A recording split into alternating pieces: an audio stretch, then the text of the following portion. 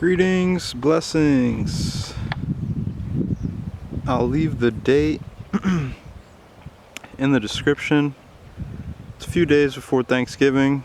We just had some snow, rain, and sleet last night. You can see the fog rising from the valley. And I'm happy to say that I got the greenhouse done. Had a little help from my pops and the owner of this land just to get the actual plastic on. I tried it by myself, but with the wind it wasn't working out too well. So I'm just gonna go through and explain how I made this, where I found out about this from a video from Eliot Coleman. I'll leave the link in the description. And these are 10-foot PVC piping with a 45-degree angle connector on the top, and then we got 1x3 strapping, and then there's little support connectors, all from repurposed heat-treated pallet. And so what happened was that I tried my best to cut the greenhouse plastic to the exact length, and I came up a little short on the back, so it was a struggle trying to figure out how to seal this back up, but I figured it out. So what we have here is a piece of plyboard, and then there's a pallet dug into the ground about like a foot, all heat treated, nothing is pressure treated, and then basically tuck the greenhouse plastic, because there was a big hole right here. That's like, it would cover to like right here. So instead of taking out this last hoop or trying to like do some tape, adding on more, it just wouldn't, this needed to be sealed.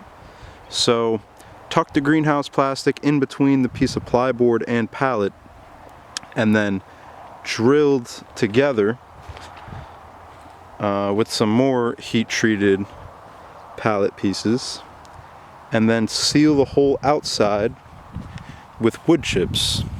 And I'm going to seal the whole inside. This side's a little, you can see it started going up on an angle, a little crooked, because this is the left side. Well, technically it's the right side, but I had to use my left hand on this side, and I'm a righty, so drilling in those 12-footers by yourself is not the easiest thing to do. And then so here's the door. Still figuring out the door situation, but got it cut up to like right there at that top clip. Then got these clips all the way down, you can find in the same section that you can find these PVC piping. Oh, and then I forgot to mention that there's about some of them have 2-foot and some of them have 4-foot rebar hammered into the ground, and all together materials, greenhouse plastic, screws, the wood strapping, the PVC piping, probably coming in around $600. And obviously the heat treated pallets are all repurposed. Could have done this for way cheaper, but I was in a time crunch here because winter's coming.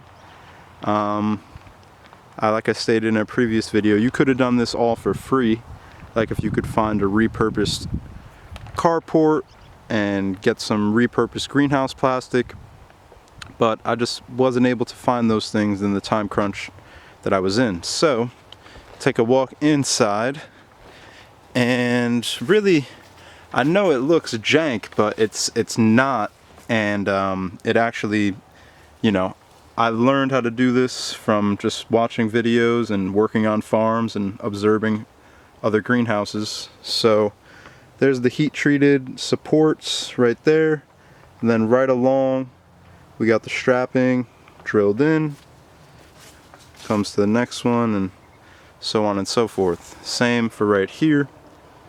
And then we're doing the top with some strapping, so we just got to get like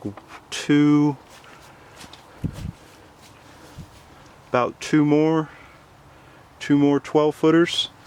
And so the name of the game today is to lay the whole inside of here with all wood chips and leaf mulch.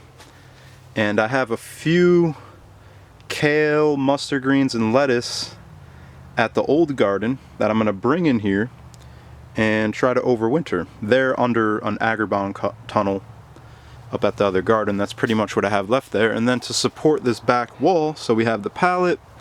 Like we said, on the other side, there's the piece of plyboard sealing these two together. And then for the back supports here, we've got, for the back, I just noticed that this last night, either from the wood chips on the back or all the snow. Yeah, so I wanted to drill this piece into this so this wouldn't happen, but I couldn't get my hand in there with the drill. So yeah, gonna have to see if it could be like that. You want it to be like that, and then drill. Yeah, I'm gonna have to sink a screw right into there. But good thing it happened now when we got like 2 inches and it all melted already, but good thing it happened now when we got a small snowstorm and not when we get 3 feet. But anyways, so that's why these supports are right here, because when there's like 3 feet of snow on the outside, we don't want this to cave in. So these are hammered down, connected, and then drilled up there. And then we got the same thing on the other side. And if you can see, was I able to... I wasn't able to sink this one either into that, so possibly sinking a screw into that. But besides those two things, I'm really happy with how it came out. So laying the whole rest of this with wood chips and figuring out the door situation, but that's the least of the worries. And here's to cold hardy greens. Let's go, family. Much love, wholeness. Pursue your dreams. Oh, and I forgot. So for support on this back end, we put one of the strappings going up and down. 2 supports hammered into the ground, then connected, and then sank at the top. But yeah, so much love, wholeness. And here's my face. We'll see you soon. So yeah, stay tuned for winter farming updates. We're going. If you sow seeds now in a greenhouse under a layer of Agribon cover, so 2 layers of cover, and each layer of cover taking your plants 500 miles to the south. If you sow seeds now, that leads you up to have them right at the end of March, and then there's a December 12th sowing, and that'll lead them up for the beginning of April, and so on and so forth. So then it would be nice to accomplish that, and then by January, February, starting onions and more cold hardy crops for the spring. Tomatoes, peppers, eggplant by March, and well, peppers, eggplant by March, and then tomatoes 6 weeks before you put them out. We all want to start those ones early, but they just grow so fast. So let me know if you have any questions, comments, or concerns, and stay tuned for the evolving of the greenhouse. This is JsGrassFedGarden at Shadowbrook Farm. Much love, wholeness. Grateful to be here, and blessings to you.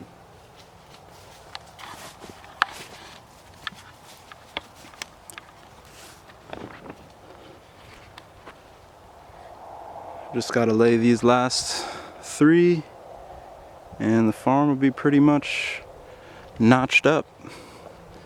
Just gotta scythe the rest of that, and then this will be let up to grow nicely in the spring.